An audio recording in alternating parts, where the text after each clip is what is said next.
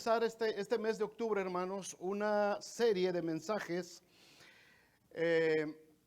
que pues yo le he estado dando vueltas también porque empezamos en los miércoles, desde el mes de septiembre, empezamos el estudio acerca de los falsos maestros, la segunda carta de Pedro y la carta del apóstol Judas.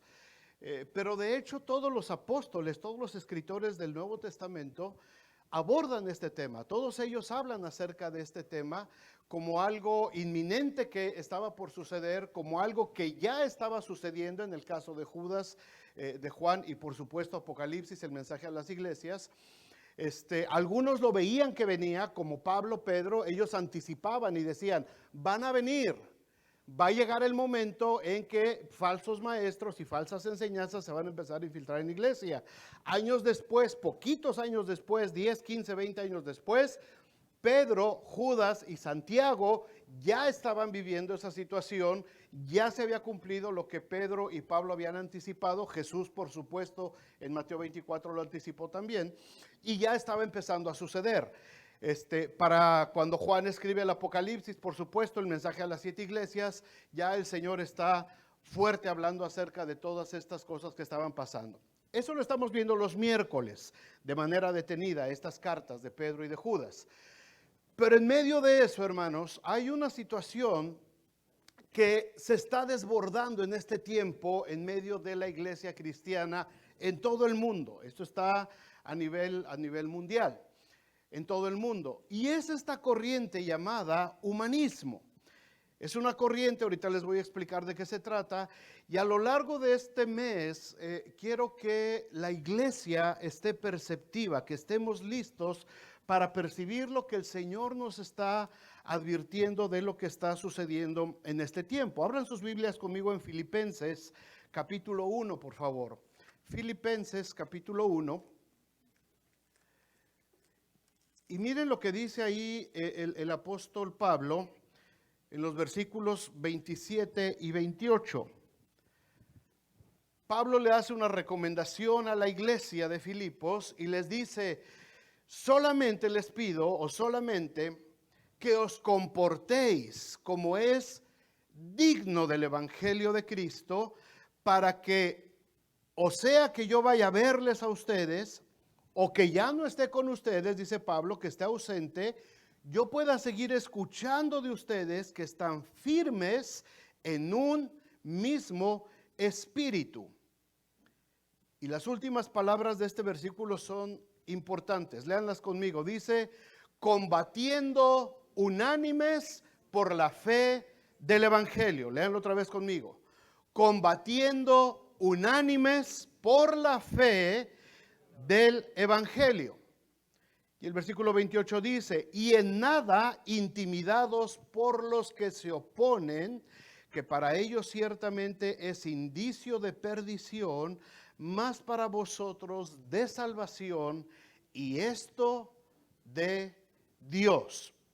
Pablo está animando a la iglesia de Filipos, dice, a contender.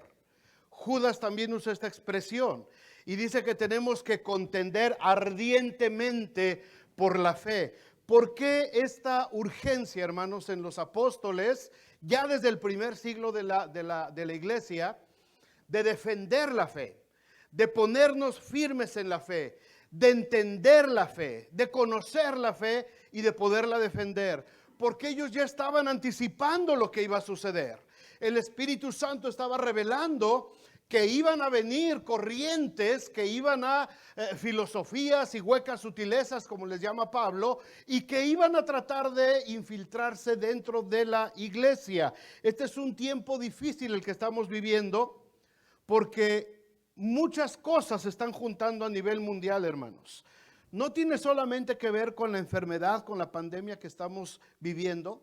Tiene que ver con los movimientos políticos en todos los países. Yo no sé si a ustedes les gustan ver las noticias, pero si se dan cuenta, el mundo político se está convulsionando de una manera tremenda en muchos países. Con el desarrollo mismo de las ciudades, estamos viendo cómo se están desarrollando las diferentes sociedades.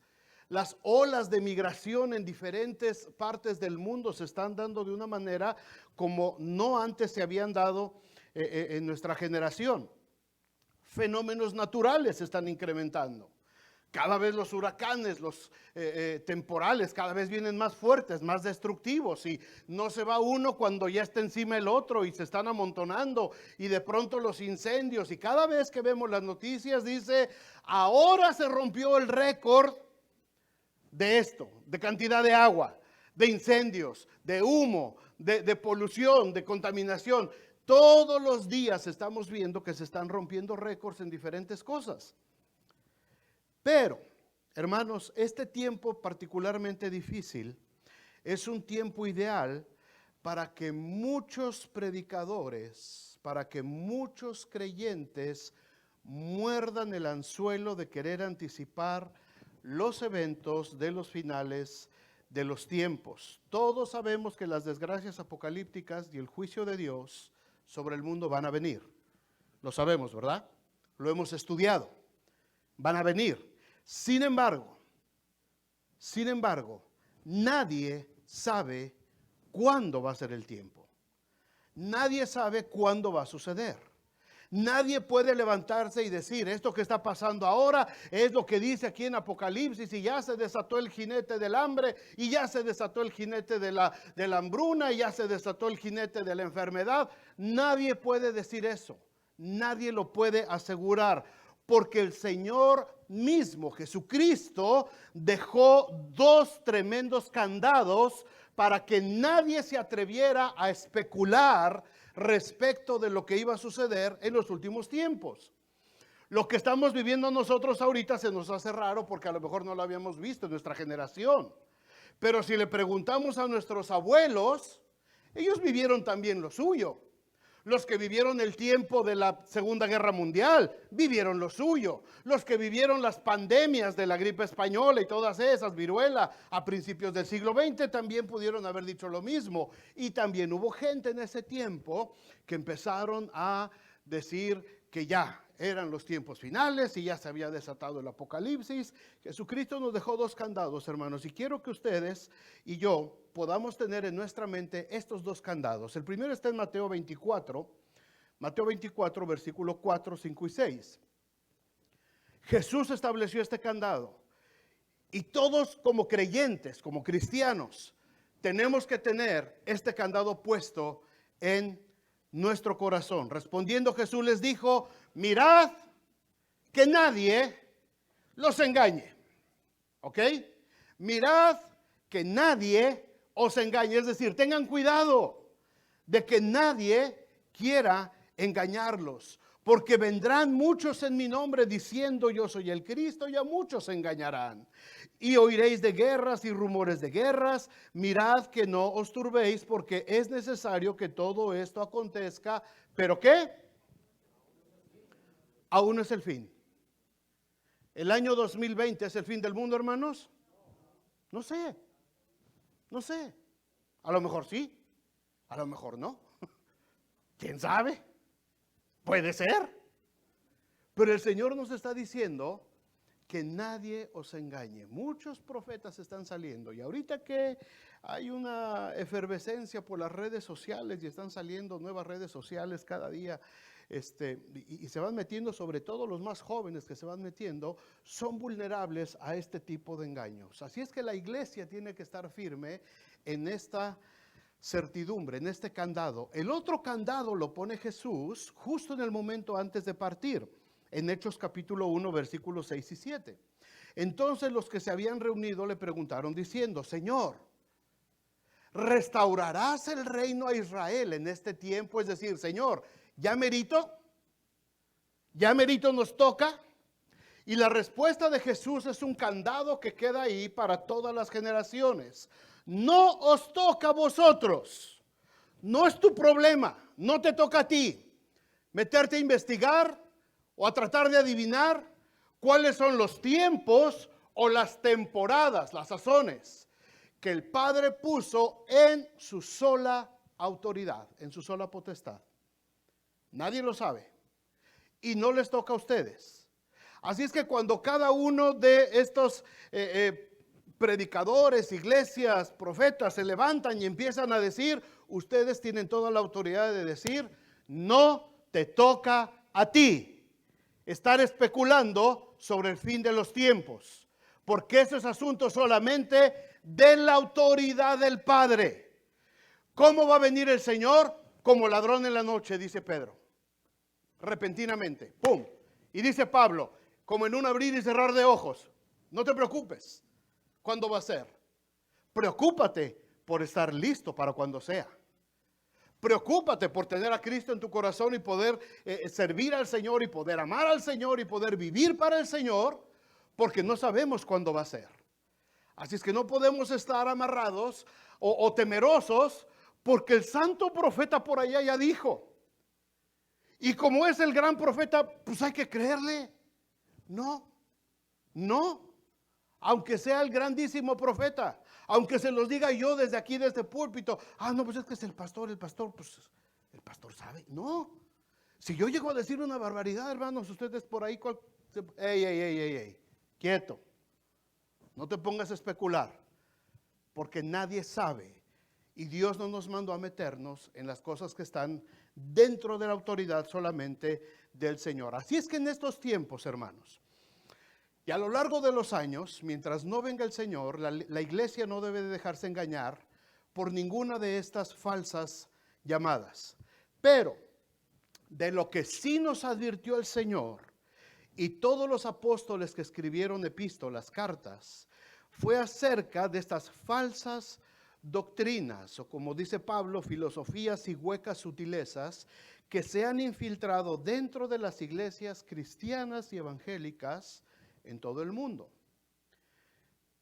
Así es que muchos pueden ser engañados. Jesús dijo también, se levantarán falsos cristos, falsos profetas, harán grandes señales y prodigios, de tal manera que engañarán, si fuere posible, aún a los escogidos.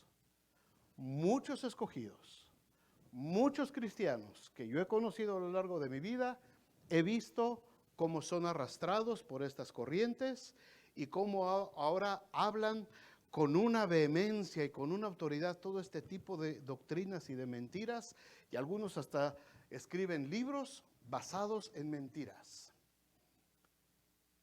Y Dios me ha dado la oportunidad de alguno que otro por ahí decirle, oye, ¿a qué horas te desviaste?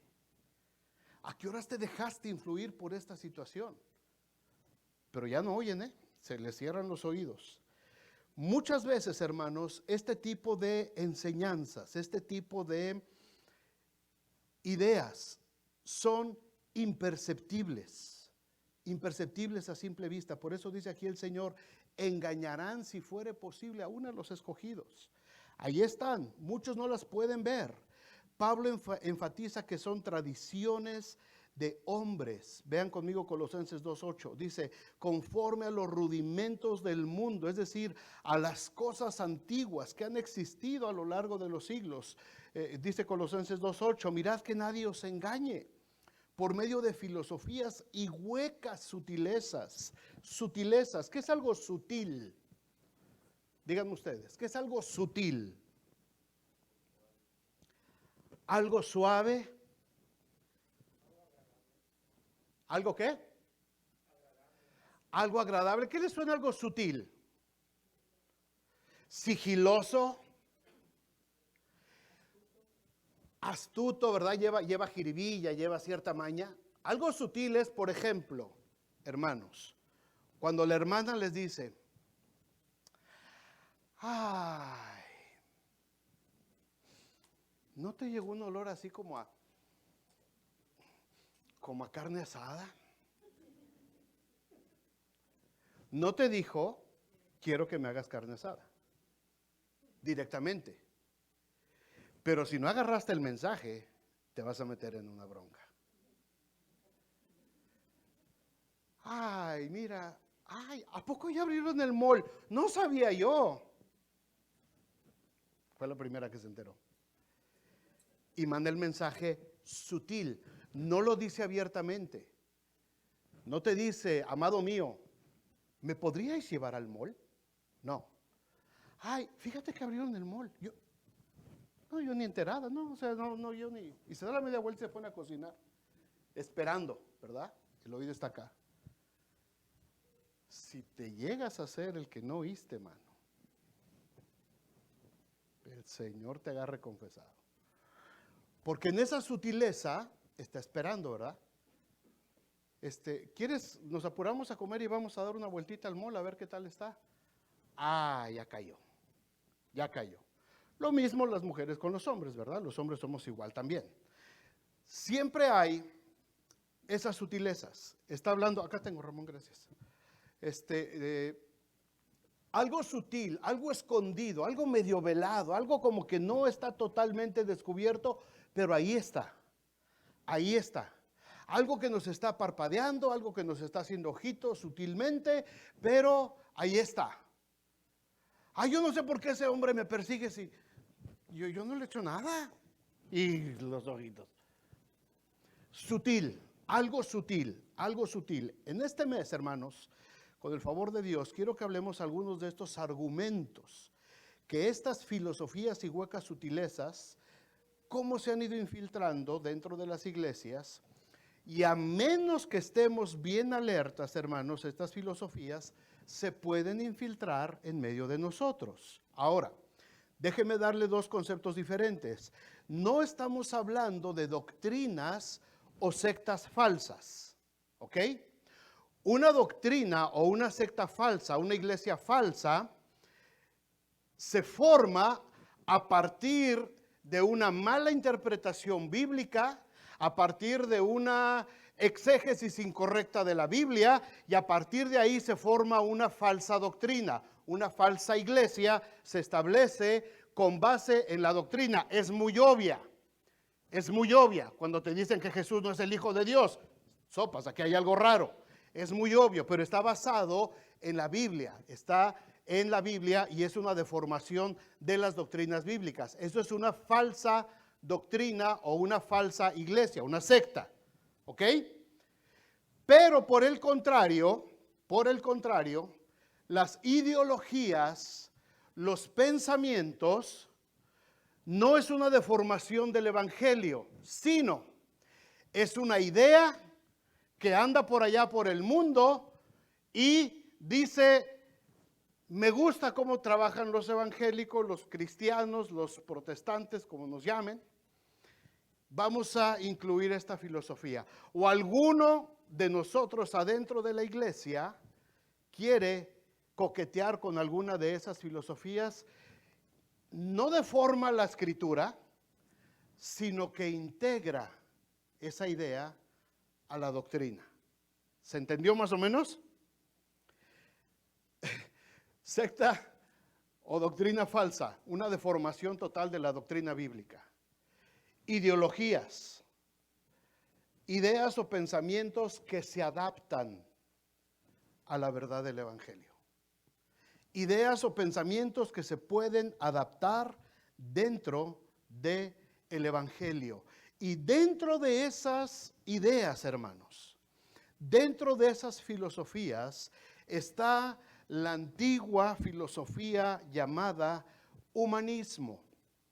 Humanismo, que algunos famosos predicadores a lo largo de los últimos años, de las últimas décadas, han ido adoptando y adaptando también a la vida y a la predicación en las iglesias cristianas.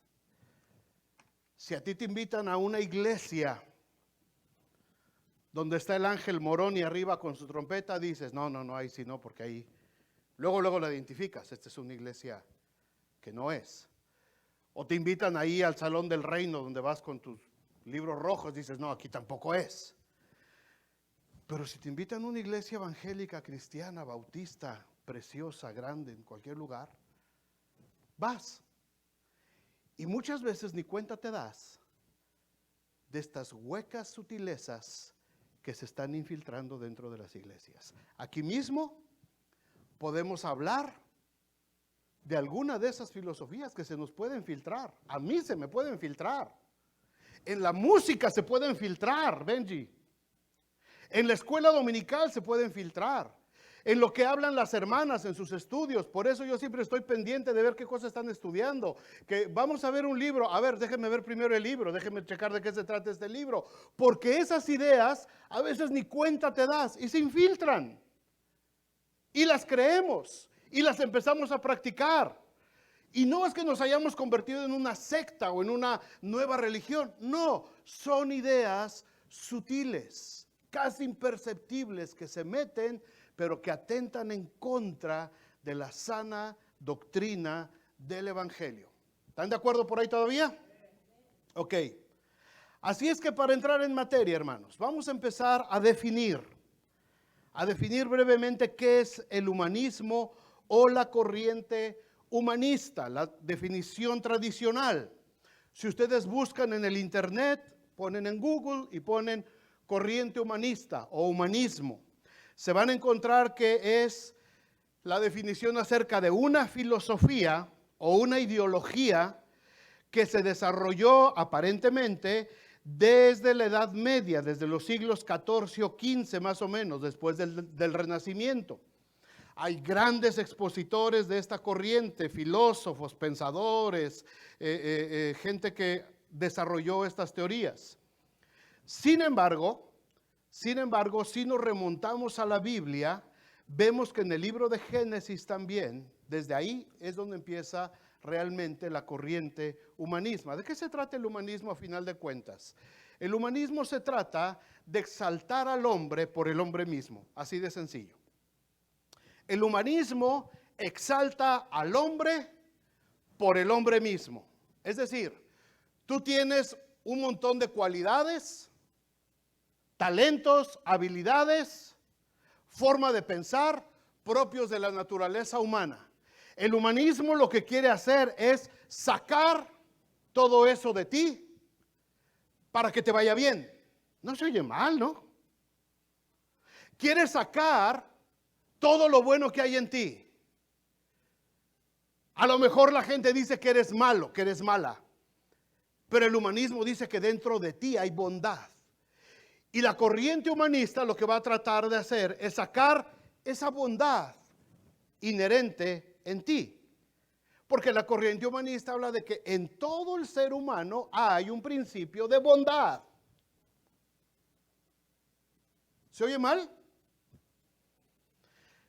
Tú puedes ser bueno. Tienes la capacidad de superarte.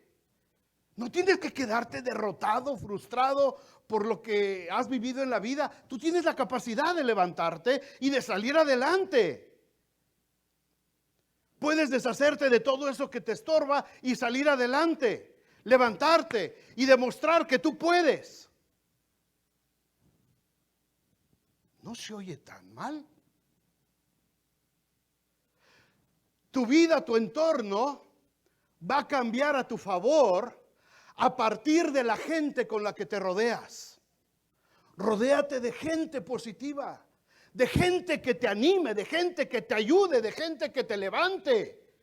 Deshazte de toda la gente negativa de tu alrededor, no les hagas caso. Concéntrate en la gente que sabes que te va a levantar. No se oye tan mal. El problema en estos postulados es, hermanos, ¿dónde mencioné mi dependencia de Dios? ¿Dónde mencioné que el hombre está muerto en sus delitos y pecados? Y a menos que se efectúe el milagro del nuevo nacimiento, no puedes ver el reino de los cielos. Y no puedes vivir la vida plena y abundante que Cristo ofrece. ¿En dónde lo mencioné? En ningún lado. ¿Qué es lo que mencioné? Las cualidades propias del ser humano que te pueden ayudar a desarrollarte en una mejor persona. Cuando Satanás está en el huerto del Edén y Eva está ahí paseando y llega cerca del árbol del conocimiento del bien y del mal, del cual Dios le dijo que de ese árbol y del otro del árbol de la vida no tomaran fruto, ella estaba ahí cerquita. ¿Para qué se acerca? Para empezar, ese es tema para mujeres otro día. Pero ahí andaba cerquita, merodeando el árbol, y se acerca a la serpiente. ¿Qué fue lo que la serpiente le dice a Eva? Con que Dios os ha dicho, sutil, así casi imperceptible. La serpiente así como que limándose las uñas, ¿verdad? ¿Qué onda, Eva? ¿Cómo estás? Aquí, serpientita, ¿y tú qué tal? Aquí nomás. Oye, con que Dios les ha dicho que no pueden tomar de ese árbol, ¿verdad? Porque tenía patas todavía la serpiente. ¿Están de acuerdo? Después de que lo maldice, le dice el Señor, sobre tu pecho andarás y te arrastrarás, le quitó las patas. En ese tiempo sí tenía patas y tenía uñitas. Todavía no la maldecía. Con que Dios te ha dicho que no puedes comer de ese árbol, ¿verdad? Bueno, el Señor nos dijo que podíamos comer de todo y que podíamos... No. De ese. Bueno, de ese no, pero de todos los demás, mira, hay millones, de esos sí podemos, de esos nos dijo el Señor. No, Evita. Te estoy hablando de ese. No, de ese no. ¿Sabes por qué, Eva? ¿Por qué, serpiente? Porque Dios ya sabe que si ustedes comen de ese árbol, ustedes van a ser como Dios. Ustedes ya no van a necesitar a Dios. Ustedes van a poder saber cuáles son sus propias cualidades y habilidades y van a poder vivir de manera independiente de Dios. Sutilmente eso fue el mensaje de Satanás. Y Eva cayó en la trampa y arrastró a su marido en la trampa y nos arrastraron a todos en la trampa. Y aquí estamos todos entrampados todavía. ¿Por qué? Porque pensamos que las habilidades, las propiedades, las cualidades del hombre son suficientes para poder salir adelante por nosotros mismos. Sin embargo, podemos hablar de la definición a partir de la actualidad. El hombre busca su propio desarrollo de manera independiente de Dios. Busca en sus propias habilidades, busca sus propios talentos, busca en sus propias alianzas que puede hacer con otros seres humanos y trata de desarrollar su vida de manera independiente a Dios, basado siempre en sus propios esfuerzos. En sus propios esfuerzos. Ese es el humanismo, hermanos, en general. Esa es la definición general. Se ha estudiado esta corriente filosófica a nivel de la psicología, de la sociología.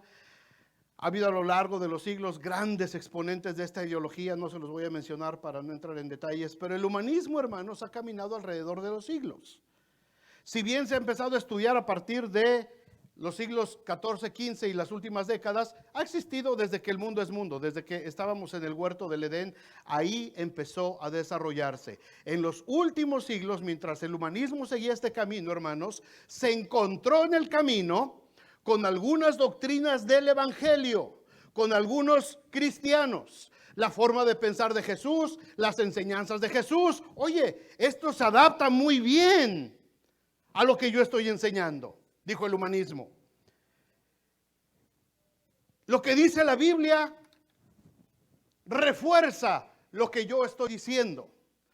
Entonces el humanismo se encuentra con el evangelio, se mezclan, se empiezan a sincretizar y empieza una deformación de muchas de las ideas, no necesariamente de las doctrinas, pero sí de muchas formas de nuestros cultos que se empiezan a meter y a desarrollar dentro de las iglesias. Se fueron incorporando algunas de estas enseñanzas a la ética del cristianismo, pero sin renunciar totalmente a la forma humana de conseguirlas. Guarden esta información tantito. Ahorita a lo mejor no me entienden mucho, pero a lo largo de que ya empecemos con las doctrinas se van a dar cuenta de cómo funciona. Décadas recientes, hermanos, es decir, a partir de los años 70 más o menos, en la década de los 70, habemos muy poquitos aquí de esa época de los 70, casi aquí puro millennial y centennial. Pero en los 70, cuando En esa época empezó muy fuerte lo de la doctrina del humanismo infiltrándose a las iglesias. ¿Por qué? Porque se empezó a dar mucho auge a los medios masivos de comunicación. Y muchas iglesias, muchos pastores empezaron a meterse a los radios y a las estaciones de televisión que se empezaban a abrir para empezar a tener espacios para las iglesias. Sin embargo, eran carísimos. Mantener un programa de televisión era carísimo. Mantener un canal, no se diga, era carísimo. Entonces, muchas de estas ideas dijeron, aquí están mis servicios si me necesitan, yo sé cómo sacar dinero. Yo sé cómo podemos hacerle para pagar, para que ustedes sigan predicando el Evangelio de Jesucristo. Y muchas de estas ideas en los años 70 empezaron a infiltrarse, hermanos, empezaron a meter.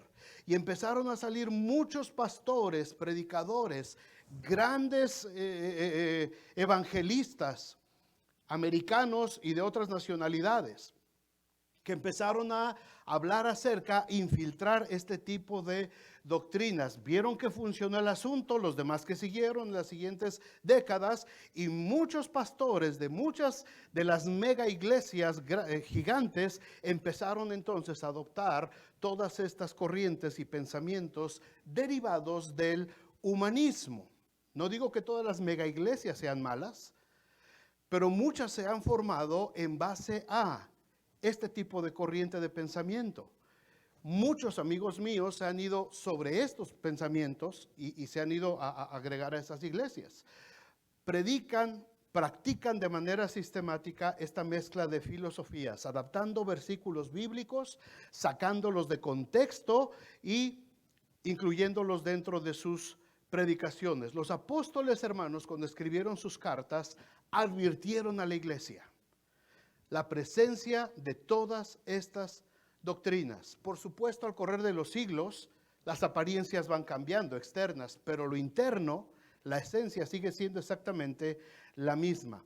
En estas filosofías y huecas sutilezas hay por lo menos 4 corrientes muy fuertes, que son de las que quiero que hablemos en este mes. Hay 4 corrientes muy fuertes de las que tenemos que estar nosotros totalmente perceptivos, listos, abusados, cuando detectemos algo de eso. Estas 4 corrientes son: la primera, la teología de la prosperidad. Es de lo que vamos a hablar ahorita un ratito nada más. Teología de la prosperidad. ¿Cuál es su premisa principal? Dios no quiere que seas pobre. Se oye padre, ¿a poco no? ¿Cuántos dicen amén? Dios no quiere que seas pobre. Uy, de aquí soy. La teología de la prosperidad. Vamos a ver la otra semana también la metafísica de la superación personal. Descubre al campeón que tienes dentro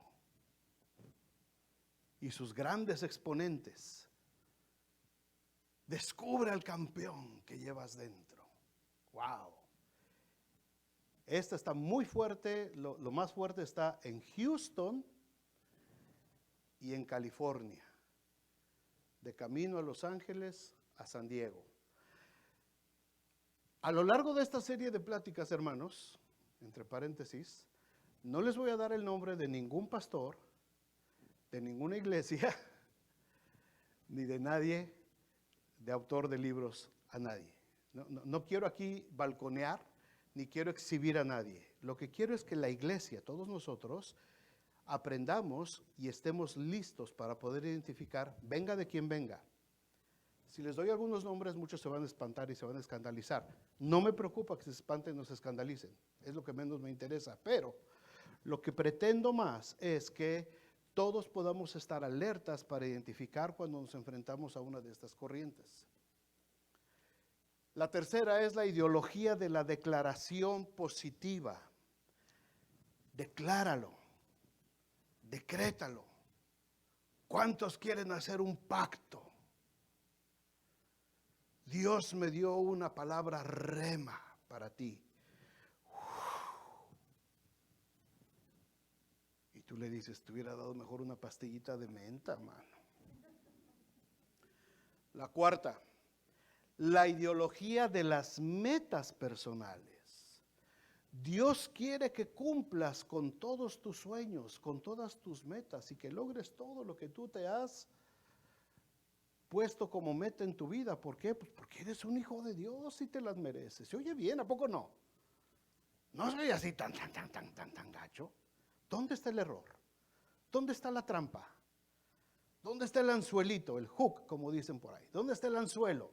Lo vamos a ir viendo poco a poco durante este mes, si el Señor permite.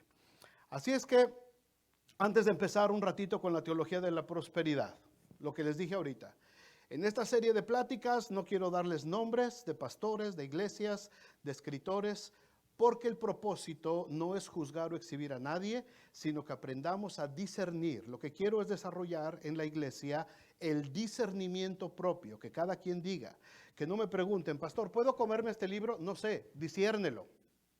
En base a lo que estamos estudiando, en base a lo que estás viendo en la palabra de Dios, en base a lo que el Espíritu Santo te diga, disciérnelo. Pastor, este videíto, ¿qué le parece? Dime tú, ¿qué te parece? Disciérnelo y dime tú qué te parece. Pastor, escuché esta plática, ¿qué le parece? No sé, dime tú qué te parece a ti. Esta canción la vamos a poner en el grupo de alabanza. Revísamela. Revísenla ustedes. ¿Qué les parece a la luz de lo que hemos visto y a la luz de lo que estamos hablando? ¿Están de acuerdo? Si no, ni modo. La otra cosa es que si alguien tiene por favor alguna pregunta, por favor vémolas haciendo. Si alguien tiene allí de los que están conectados en internet o tienen ahí sus teléfonos y de pronto algo les queda ahí y quieren hacerme la pregunta y mandarla aquí, mándenla, está bien. Si da tiempo las contestamos y si no en la siguiente plática las contestamos. Si no la quieren hacer abiertamente, mándenmela por inbox, pero es muy importante que no se queden con dudas, por favor. No quiero que se quede nadie con dudas. Porque puedo decir, es que el pastor dijo. No, yo no dije. Yo te enseñé esto. Así es que nadie se quede con dudas. ¿Listos? Ok, tema número 1, teología de la prosperidad. Vamos a ver rapidito en unos minutos de qué se trata esta teología de la prosperidad. Que lo esencial, lo básico es, Dios no quiere que seas pobre. Esto es a grandes rasgos lo que esta doctrina, este pensamiento habla. Me ha tocado a mí escuchar cosas como esta. Escuchen. Me enfermé y mi pastor me animó a hacer un pacto con Dios y a entregarle todo el dinero que tenía. Me prometió que en breve el Señor me concedería todas las peticiones de mi corazón. Salud, prosperidad, porque Dios al hacer un pacto con él, Dios estaría obligado a cumplir con su parte del acuerdo. La bendición iba a comenzar a fluir y desaparecería la maldición. Ya pasaron muchos meses desde el día en que pacté con Dios y nada ha sucedido. ¿Será que estoy en pecado? ¿O estoy bajo maldición? Esta pregunta, hermanos, yo no sé si le he contestado por lo menos unas 20, 30 veces. Y la verdad del corazón se duele de ver cuánta ignorancia doctrinal todavía persiste en la iglesia. Y cómo muchos de los escogidos han sido arrastrados hasta este tipo de pensamiento. Si tienes una enfermedad grande, tu ofrenda tiene que ser del mismo tamaño. Este testimonio, hermanos, es el de muchísima gente que ha caído bajo las garras del mal llamado evangelio de la prosperidad. Esta corriente promulga que la voluntad de Dios es que sus hijos sean felices y se mantengan siempre sanos. De lo contrario, la pobreza, las enfermedades y cualquier clase de sufrimiento son considerados porque estás bajo maldición. Si te enfermas, es que estás bajo maldición. Si estás pobre, es porque estás bajo maldición. Porque no has aprendido a pactar con Dios.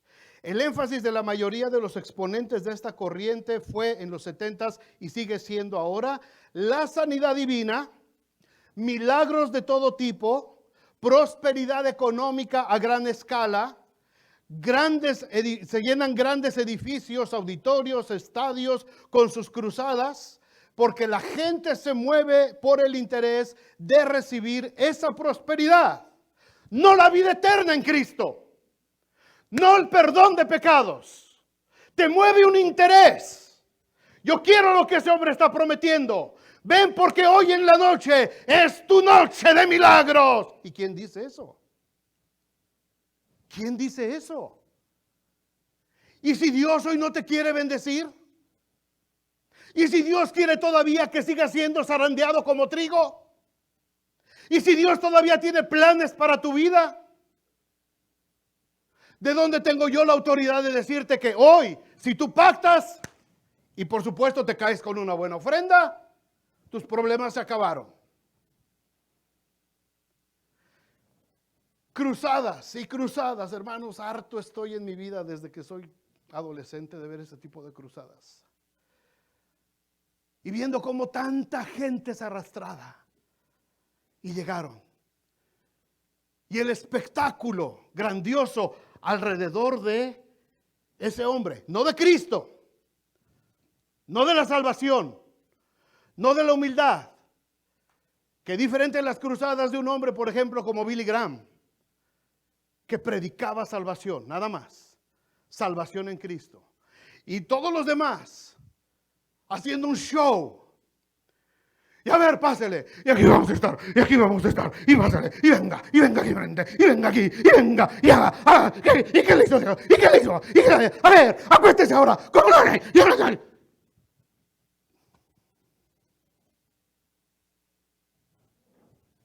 un espectáculo.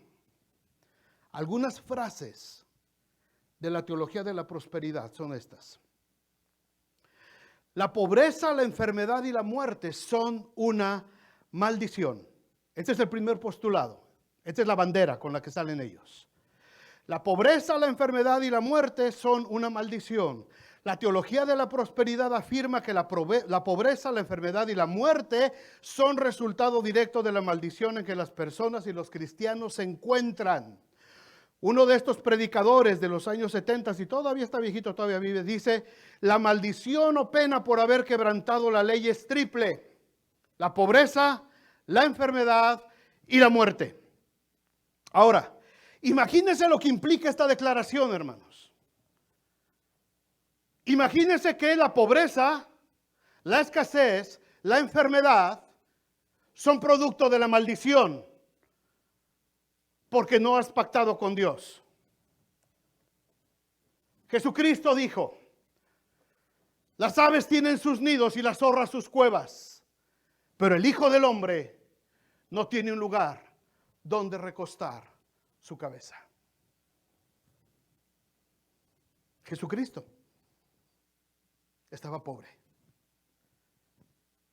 porque Jesucristo se hizo pobre. Dice la Escritura. ¿Estaba bajo maldición entonces? La lista que vamos a ver más adelantito de Hebreos capítulo 11, a partir del versículo 35, hay un quiebre muy importante en esa lista que marca Hebreos, y ahorita lo vamos a ver. ¿Qué pasó con toda esa gente? ¿Por qué Isaías tuvo que ser muerto, aserrado por la mitad? Porque Pablo tuvo que ser decapitado. Porque Pedro tuvo que ser crucificado. Porque Jacobo tuvo que ser atravesado por una espada. ¿Estaban bajo maldición entonces? ¿Estaban bajo pecado ellos? ¿Por qué Pablo no podía separarse y quitarse del aguijón que le había sido enviado de parte de Satanás? ¿Estaba bajo maldición Pablo entonces? ¿Por qué Timoteo seguía enfermo de su estómago? ¿Ustedes creen que Pablo no oró por Timoteo? Claro que oró por Timoteo, pero no sanó Timoteo. ¿Por qué? Porque no era la voluntad de Dios. Y Pablo le tiene que decir a Timoteo que se cuide su estómago porque estaba enfermo. No sabemos qué tenía, pero estaba enfermo. Las implicaciones de esta corriente, de este tipo de pensamientos, hermanos, pueden ser devastadoras. Porque entonces podríamos decir que los millonarios, los ricos, la gente que está en el poder, los corruptos que se han hecho ricos y que tienen grandes cuentas bancarias, serían entonces los benditos del Padre Celestial. ¿No? Hace lógica. Estás bajo la bendición de Dios. Ah, es que tienes mucho dinero. Entonces sí estás bajo la bendición de Dios. Definitivamente, hermanos, esta forma de vincular la posesión de bienes económicos, salud o la vida como base indispensable de aceptación divina es incorrecta. Es incorrecta. No estás enfermo porque estás bajo maldición. No estás pobre porque estés bajo maldición. No es esa la situación. No estamos atribulados porque estamos bajo maldición. Y seguramente algunos ya escucharon en este tiempo que el mundo está ahorita bajo el juicio de Dios con el COVID. Dios tuvo que mandar al COVID. ¿Ustedes creen que Dios necesita el COVID? Y a menos que te arrepientas y te vayas a la iglesia y empieces a ofrendar machín, no se va a ir la maldición del COVID. Y ahí están ya ahorita los grandes profetas hablando acerca de la maldición del COVID. Por supuesto que hay muchos versículos que hablan acerca de la bendición de Dios, hermanos, desde el Antiguo Testamento hasta el Nuevo Testamento. Pero jamás estos versículos estarán condicionados a una situación social.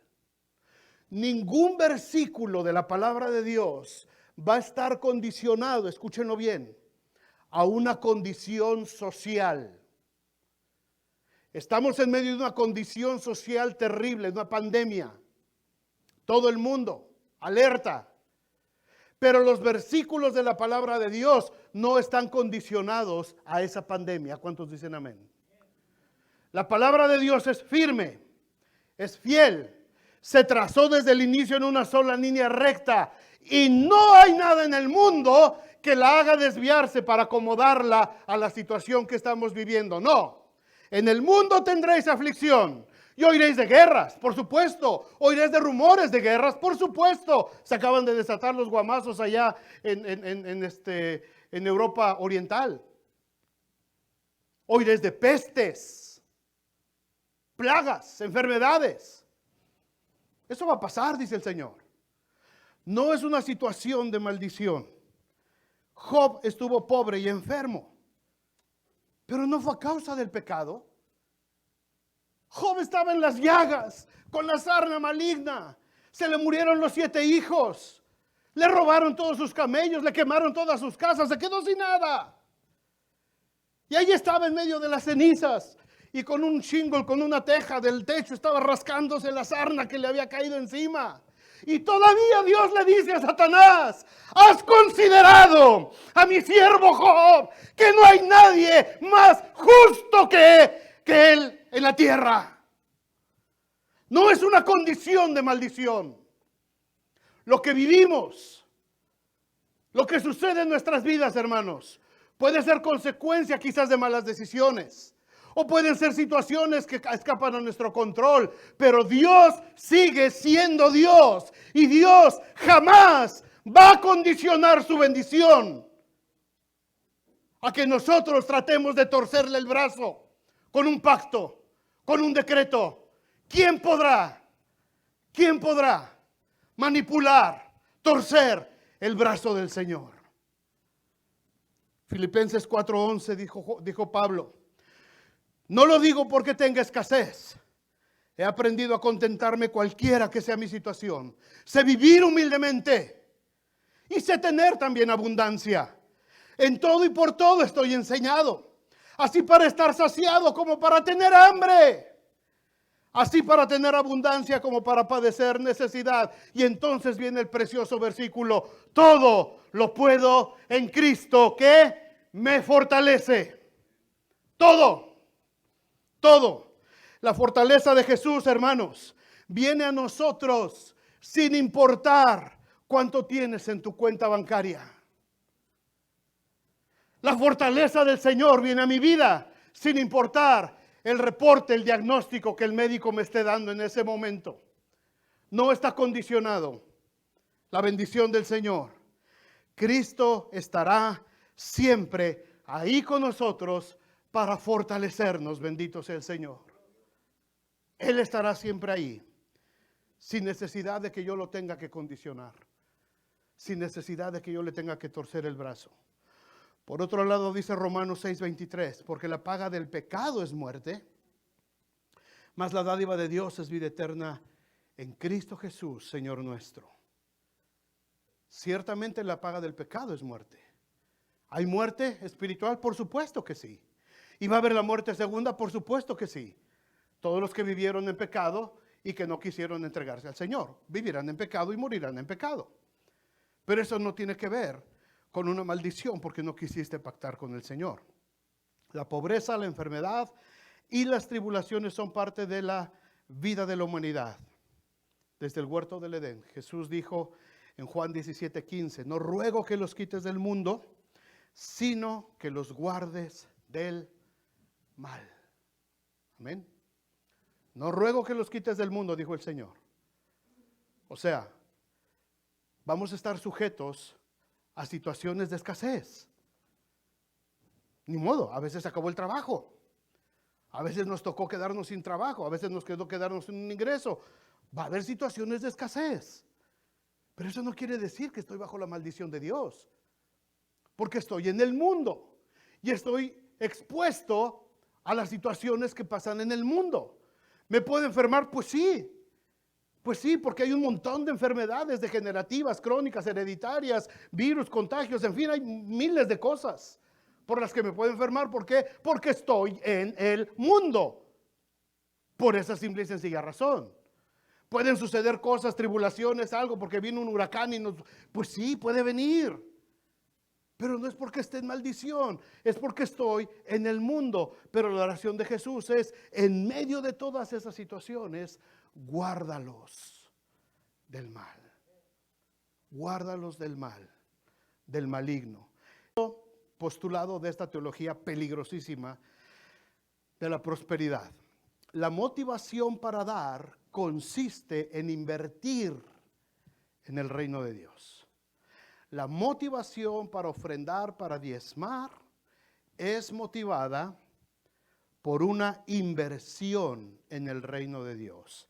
La carnada principal de la teología de la prosperidad es que Dios, en forma milagrosa, aumentará la economía de los creyentes y para que los cristianos inviertan en ese reino. Hablan de que esto es, ese reino que hablan es la obra de Dios. Esta afirmación, hermanos, es otra de estas elaboraciones tan pragmáticas de la teología de la prosperidad. Pero lo que la teología de la prosperidad no explica es en qué consiste para ellos, para estos grandes predicadores, para estos grandes iglesias, en qué consiste para ellos el reino de Dios. Jesucristo dijo que el reino de Dios no es comida ni bebida, sino gozo y paz en el Espíritu. Ellos hablan mucho acerca del reino, pero ¿de qué reino estamos hablando? ¿De un reino donde hay inversiones de cientos de millones de dólares? No para bendecir a la gente, para provecho personal. Ministerios que tienen edificios tremendos, torres de edificios. ¿Alguien de aquí de California? No. Bueno, por una de las zonas más caras allá por el área de Costa Mesa, ahí en California, en Costa Mesa. Carísimo. torres. Y hasta arriba, desde el Freeway 405, puedes ver allá a lo lejos que dice fulano de tal Ministries. Santo, para honra y gloria. Cuando ves y escuchas de pastores que viven en mansiones de 20, 30 millones de dólares, diciendo que ellos supieron invertir en el reino de Dios, invertir en el reino de Dios, y que por eso Dios les bendice y por eso Dios les prospera y por eso Dios les da.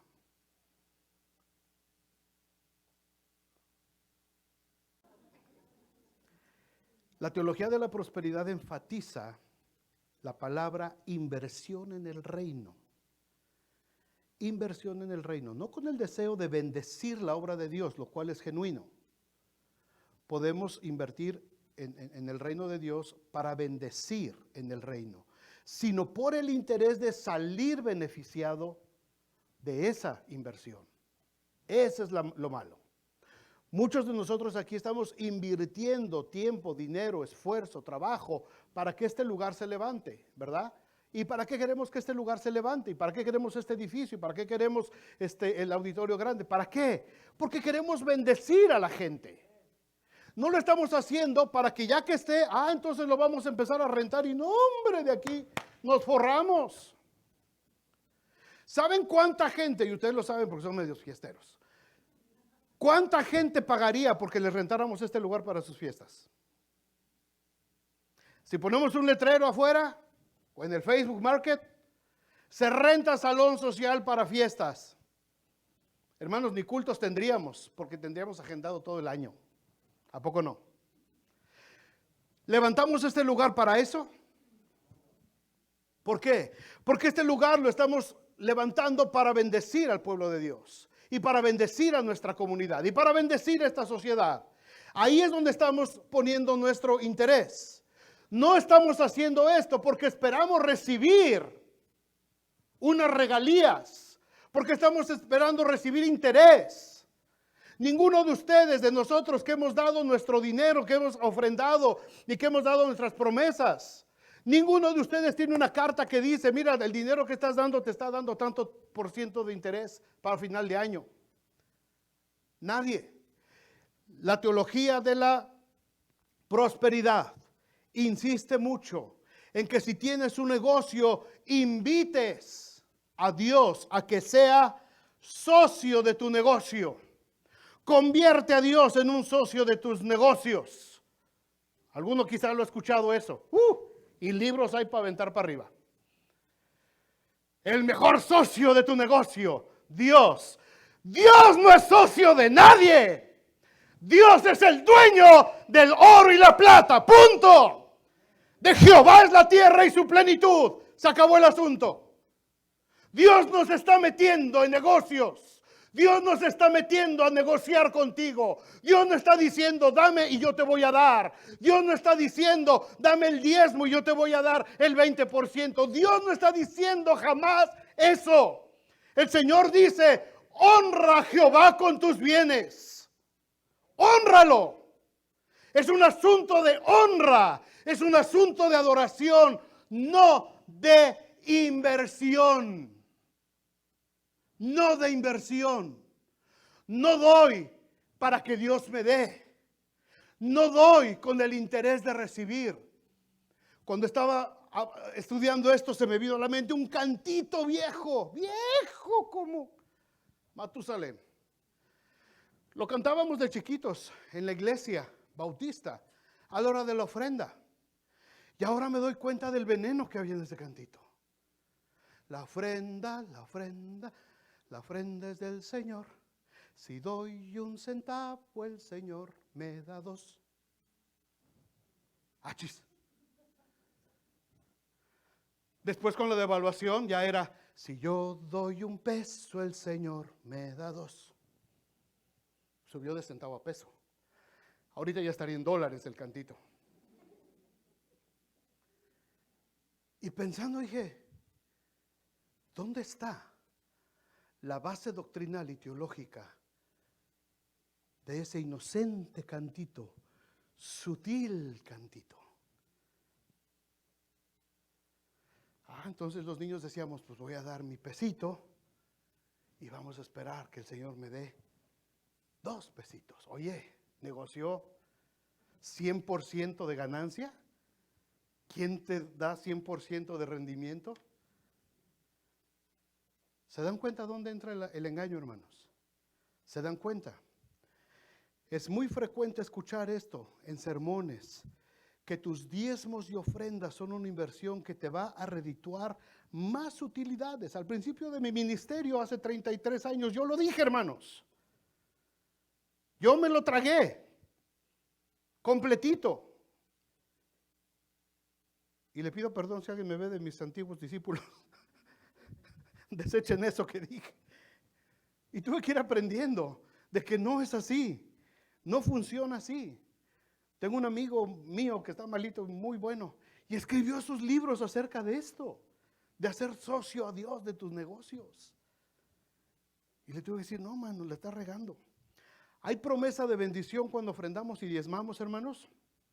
Por supuesto que sí. Claro que sí hay una promesa de bendición, pero no en forma de ganancia como si fuera la bolsa de valores, sino de acuerdo a la voluntad de Dios. ¿Se dan cuenta de lo delgada que puede ser esta línea, hermanos? Y qué fácil la podemos llegar a traspasar. Invitar, instar a dar a la obra de Dios es algo que tenemos que seguir haciendo, porque tenemos que aprender a darle al Señor.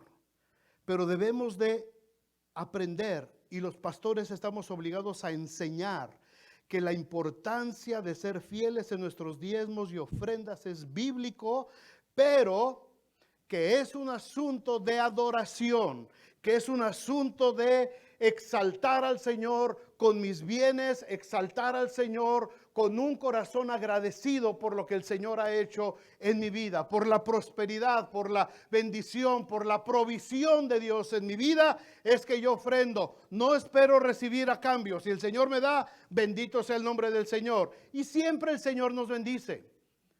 Pero es muy diferente cuando das esperando a recibir tu interés. Es muy diferente cuando das y lo estás dando porque estás adorando a Dios. Punto. Este dinero es de Dios. Y se acabó el asunto. Cuando hablamos de inversión, muchas veces después pedimos cuentas. Es que quiero saber qué pasó con mi dinero. Algo pasó ahí. Es que yo necesito que me expliquen lo que está pasando con mi dinero. No, ahí está mal la ecuación. Como iglesia tenemos el derecho, todos los miembros de la iglesia, de saber cómo estamos usando el dinero de la iglesia en los diferentes programas y ministerios y necesidades de la obra de Dios. ¿Ven la diferencia? Yo doy mis diezmos puntualmente y Rosy es la primera que saca sus diezmos y ahí están. De lo que caiga, Rosy saca religiosamente. 38 años haciéndolo. Cumplimos el viernes 38 años, por cierto. Y desde que la conozco, ella saca siempre los diezmos. Y hemos tenido situaciones en que no tenemos dinero. Y no por eso dejamos de dar, no por eso dejamos de participar.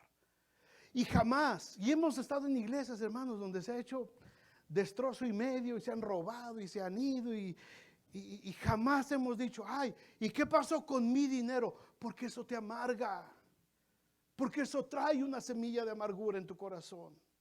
Cuando yo doy, Señor, aquí está lo que es tuyo. Si lo van a administrar bien, si no, esa es bronca de ellos y ya se entregarán cuentas contigo, Señor. Y miren que lo vamos a entregar.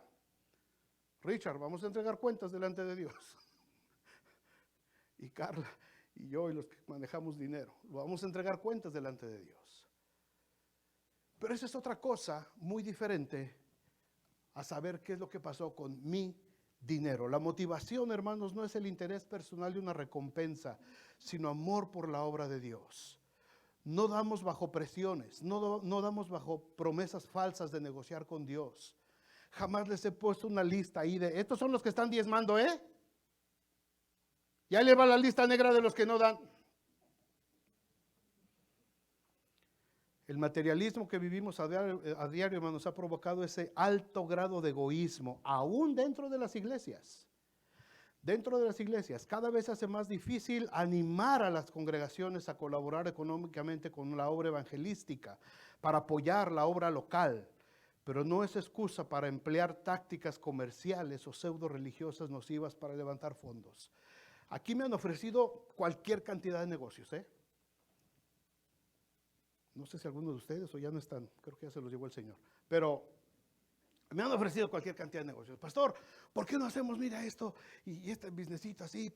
Usted invita a la iglesia y tu nieve, ¿de qué la quieres?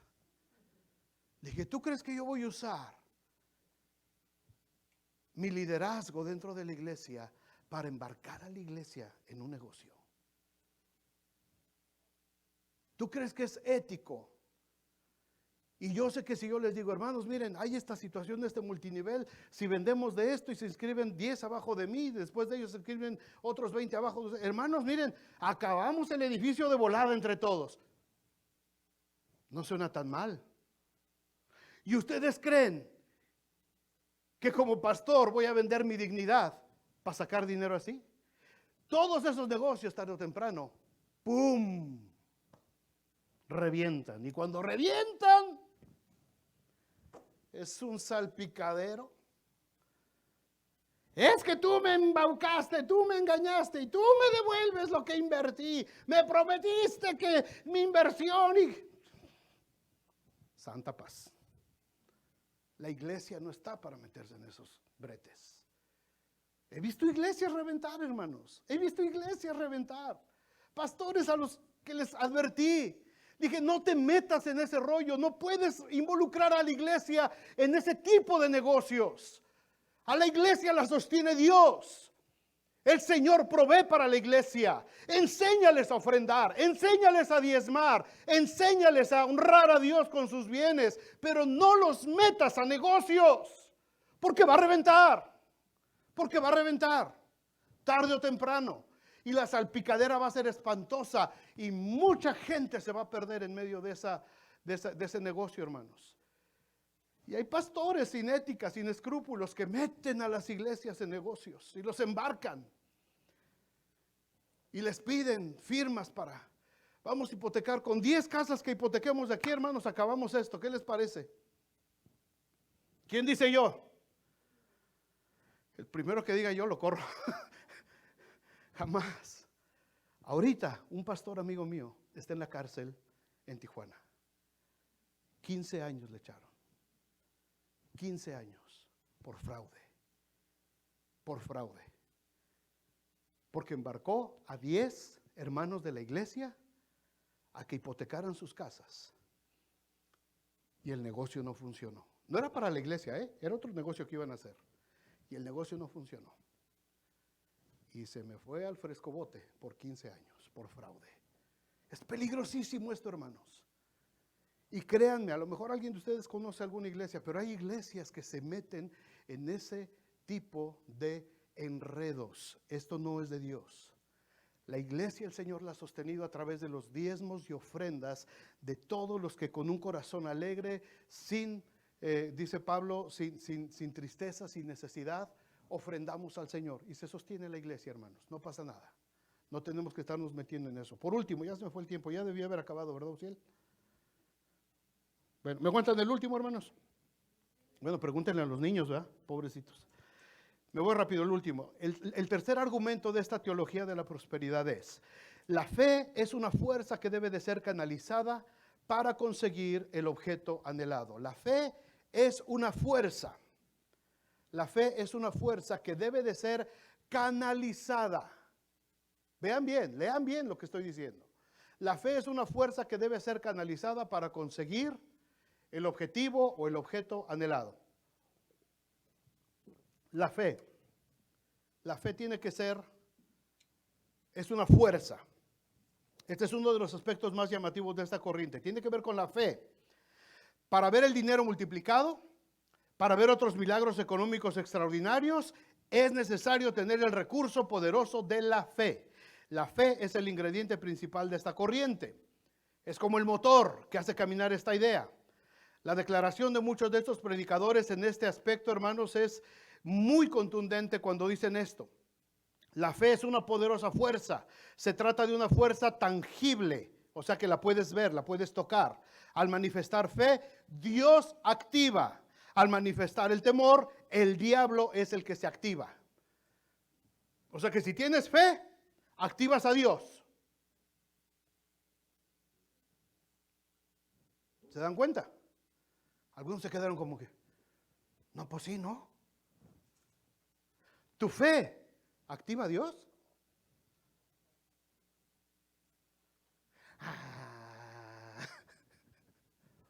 O Dios activa tu fe.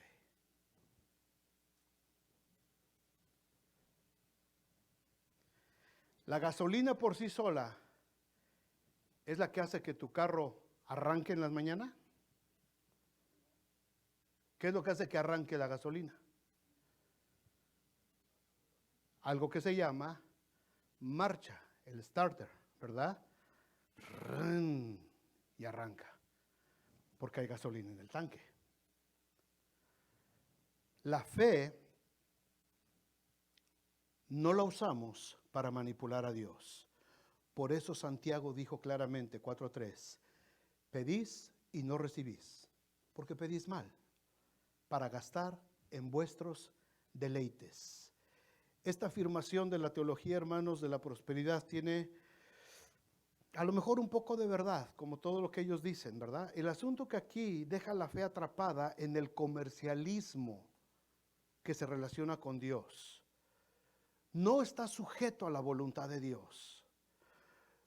La fe no es una fuerza mágica para creación de metas, de estatus socioeconómico. Los que tienen negocios aquí o sus trabajos y todo eso, ¿ustedes tienen fe de que su negocio va a prosperar? Puede ser que sí, y está bien tener fe de que el negocio va a ir bien y que va a prosperar. Ahora, ¿en qué se basa esa fe? ¿En qué se está basando esa fe? Suscribir pactos de ciertas cantidades de dinero es algo también muy frecuente bajo la amenaza de maldición si por alguna causa no llegas a cumplir. Y de esto hay muchos videos en el internet. En español, en inglés, en chino, en coreano, en todos los idiomas que gustes y mandes, y en portugués un montón. Pastores maldiciendo a la iglesia, maldiciendo a los que dijeron que iban a dar y no dieron, maldiciéndolos, declarando maldición literal sobre sus vidas. Les mencioné Hebreos 11:32. Vean conmigo Hebreos 11:32. Hay un quiebre radical en el versículo 35 y nos hace descubrir la parte vulnerable de esta teología perversa. No es la fe un motor para torcerle el brazo a Dios. Hebreos 11:32, todo el capítulo viene hablando y describiendo un montón de hazañas y de cosas que sucedieron por causa de la fe. Dice Hebreos 11:32, ¿y qué más digo? Porque tiempo me faltaría contando de Gedeón, de Barak, de Sansón, de Jefté, de David, así como de Samuel y de los profetas que por fe conquistaron reinos, hicieron justicia, alcanzaron promesas, taparon bocas de leones, apagaron fuegos impetuosos, evitaron filo de espada, sacaron fuerzas de debilidad, se hicieron fuertes en batallas, pusieron en fuga ejércitos extranjeros. Las mujeres, 35, recibieron sus muertos mediante resurrección, pero ahí se rompe esta racha. En medio del versículo 35 se rompe toda esta racha de cosas bonitas que habían sucedido desde el versículo 1, cuando dices, pues la fe, la certeza de lo que se espera, la convicción de lo que no se ve.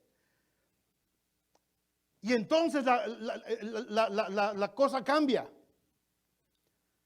Mas otros fueron, ¿qué? Por causa de la fe, fueron atormentados.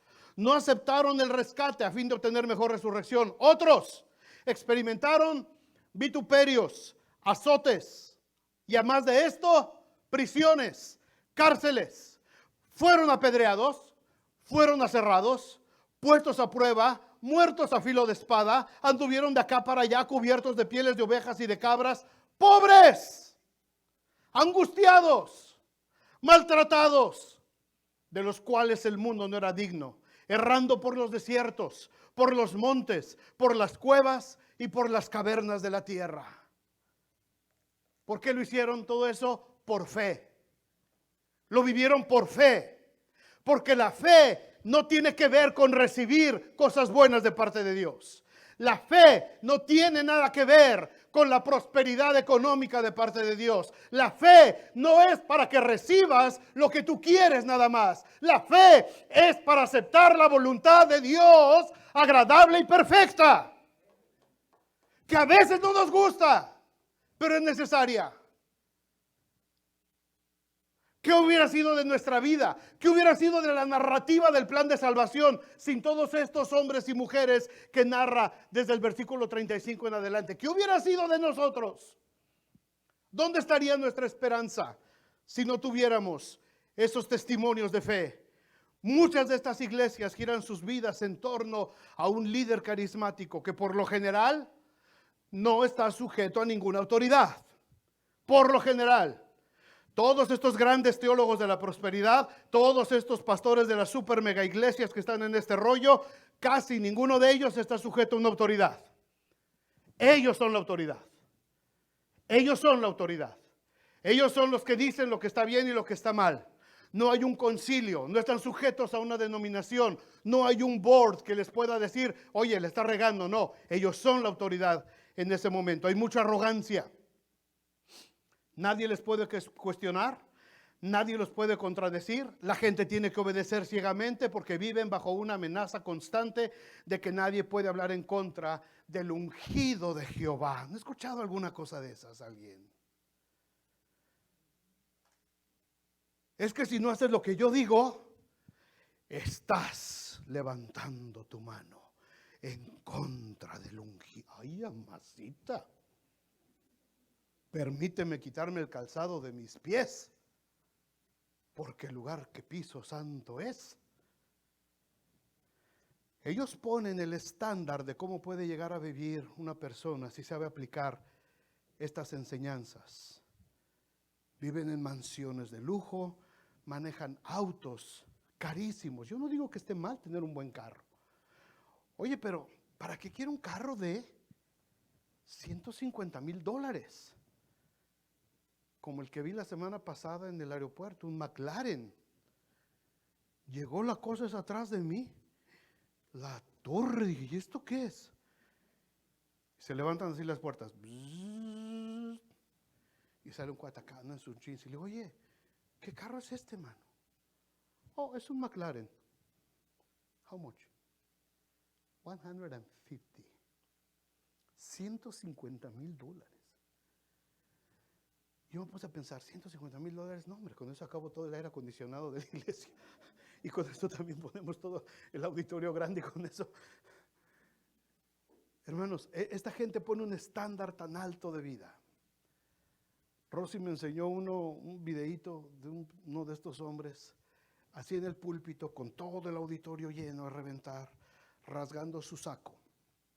Rasgó su saco delante de todos y les dijo, ustedes van a aceptar que su pastor viva con estos harapos. Y toda la gente, no. Y ustedes van a dar para que yo pueda tener un vestuario nuevo. Sí.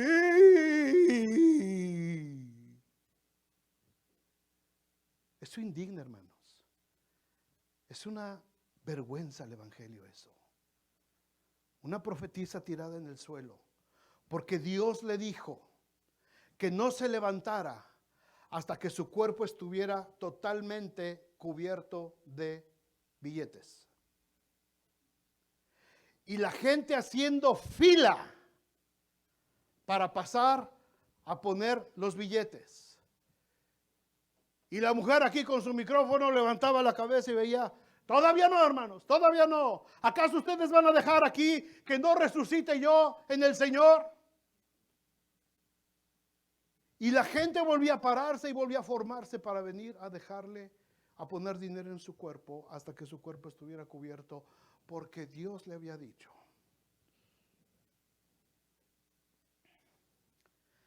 El evangelio está siendo vituperado, hermanos. El evangelio de Jesucristo está siendo blasfemado. La iglesia tiene que tener los ojos bien abiertos. La iglesia tiene que aprender a discernir todo este tipo de blasfemias, todo este tipo de corrientes, de huecas sutilezas que se están infiltrando en la iglesia, y tenemos que estar prevenidos para evitarlas. Vengan, hermanos de alabanza, vamos a terminar, por favor. En conclusión, déjenme decirles esto. ¿Es malo poder prosperar económicamente? Por supuesto que no, hermanos. No es malo prosperar, no es malo tener, no es malo. Lo malo es que tenemos que cuidar como cristianos cuál es la motivación, por qué queremos hacerlo y saber honrar al Señor. Mateo 6:21 dijo, porque donde esté vuestro tesoro, allí estará también vuestro corazón. ¿Cuándo sé que es Dios el que me está prosperando? ¿Y cuándo sé que son mis propios esfuerzos lo que me están trayendo esa bendición? Primero, si tienes un trabajo, tienes que trabajar. No va a llegar gratis, no va a llegar de la nada. Tienes que trabajar, por supuesto. Tienes que ser disciplinado en tus finanzas. Tienes que ser responsable en tus negocios. Pero cuando los afanes del negocio son cada vez mayores, o tienes que empezar a recurrir a prácticas desleales o inmorales para que el negocio prospere, debes de cuestionarte si estás agradando a Dios o no. En el año de 1976 mi padre tenía sus panaderías en la ciudad de Pachuca. La central y 5 panaderías. Las tuvo que ir cerrando. ¿Por qué? Porque hubo una situación muy difícil en el sindicato, en todos los sindicatos del país en ese tiempo. Y el sindicato de la industria de la panificación se fue a huelga y se pusieron a huelga. Y los patrones de las panaderías se juntaron y empezaron a hacer un plan. ¿Cómo desestabilizar y cómo quitarle su sueldo a los trabajadores? Y mi papá dijo, no lo voy a hacer porque eso va en contra de lo que yo creo, en contra de lo que Dios me dijo. Y si Dios me dio este negocio fue para bendecir. Y mi papá prefirió cerrar su panadería, vender todo lo que teníamos y regresarnos otra vez a la ciudad de Puebla, sin nada. Pero él no comprometió su integridad, porque así actúan los hijos de Dios. Puede ser que te están ofreciendo un negocio muy jugoso, pero pregúntate si está en la voluntad de Dios o si esto va a comprometer tu dignidad delante de Dios. La bendición del Señor es la que enriquece y no añade tristeza con ella. Cuando tus negocios te empiecen a provocar estrés, tensión, amargura, cuidado, la cosa no va bien. La bendición de Dios jamás va a traer tristeza. Mucho cuidado cuando hacemos negocios. Mucho cuidado, hermanos, como iglesia.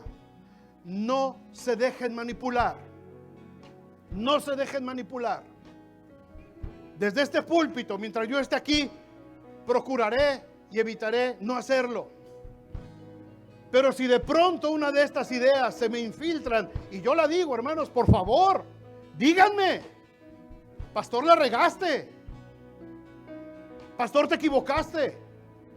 Y cuando yo ya no esté aquí, el que venga, ustedes tienen la responsabilidad delante de Dios de cuidar que la sana doctrina se predique desde este púlpito. No podemos aceptar lo que venga. Es que es el nuevo pastor que llegó y pues él dice, pues no, señor. A ver, pastor, vamos a ver qué dice la palabra de Dios. Vamos a confrontarlo con la palabra de Dios, a ver si está bien o está mal. No comprometas tu negocio. No comprometas tus negocios con nadie. No los comprometas. Pónganse de pie, hermanos. Hace 33 años, un tío mío, hermano de mi papá, puso un restaurancito en la ciudad de Puebla, chiquito. Adaptaron la sala y el comedor de la casa de la abuela y lo convirtieron en un restaurancito. Y la noche que lo inauguró, nos invitó a toda la familia y ahí estuvimos. Y esa noche, mi tío, que murió hace 2 años, nos dijo a todos: en este lugar jamás se va a vender alcohol. Y eran antojitos mexicanos. Jamás se va a vender alcohol. Y jamás se va a abrir en domingo, porque el domingo es el día del Señor. Los negocios de los lados se burlaron, se rieron. ¿Cómo vas a vender pozole y chalupas sin cervezas? ¿Cómo vas a cerrar el domingo cuando es el mejor día, cuando toda la gente viene? Y este hombre se mantuvo firme. A los pocos años los negocios de alrededor tronaron y se tuvieron que ir. 33 años después ese negocio sigue hasta el día de hoy. Mis tíos murieron hace 2 años. Sus hijos ahora y sus nietos continúan con el legado y con el mismo propósito, con el mismo fin de servir a Dios, de honrar a Dios. Otra cosa que hizo este hombre, dijo: ningún pastor o misionero o estudiante del instituto bíblico que venga a este lugar va a pagar lo que coma. Yo era mesero en ese entonces, yo empecé como mesero con él, pero después me tocó ir como pastor. Y cuando le decía: tío, dame mi cuenta, mano, para que llame, dice: ¿te acuerdas lo que les dije hace tantos años? Ahora tú eres pastor y ahora te toca la bendición. Hermanos, podemos bendecir a Dios, no por ganancia deshonesta, no por querer manipular a Dios, sino para bendecir, para honrar al Señor. Dios nos va a dar bendición, por supuesto que sí. Y si Dios no nos quiere bendecir, bendito sea el nombre del Señor. Bendito sea el nombre del Señor. Oremos. Padre, te damos gracias porque tu palabra, Señor, es firme.